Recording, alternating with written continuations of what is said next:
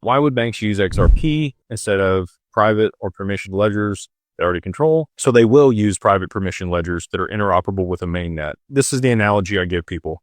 Many of us weren't around for the origin of the internet. I was very young when it was going on, but you might remember that. In the beginning of the internet for email, if I had to have an AOL email and you had to have an AOL email, and we could then send each other stuff. So it was the intranet, not the internet, okay? So intra settlement is banks can send payments between branches, and they can do that with their own stablecoin. And it provides them 24/7, 365 liquidity to be able to make those transfers, satisfy client needs, do all that stuff. Awesome.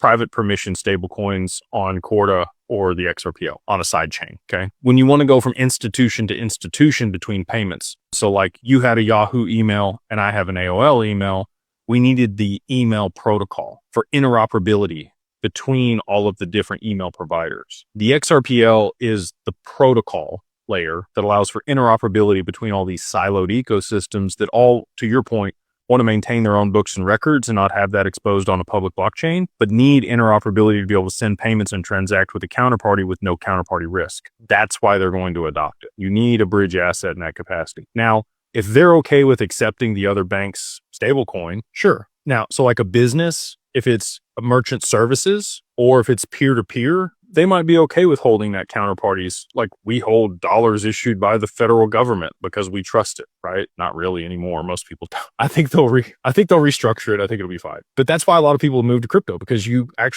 can look, okay, USDC audits this, Circle audits this, and I feel a warm and fuzzy. I feel like that they're a credible institution. They're not going to go anywhere. Ripple's same way, right? PayPal, same way. There's going to be all of these, merchant service providers and payment processors that issue stablecoins. I think all the social media platforms will issue a stablecoin. People will hold those for incentives for one thing, and then also to be able to transact on that platform easily. And they might also be universally accepted like the dollar. Like you would go to another country and they might take Paxos dollar, or they might take USD for Tether, right? Like that's a huge example. All over the world, people take Tether, especially third world countries. They want the dollar. Cool.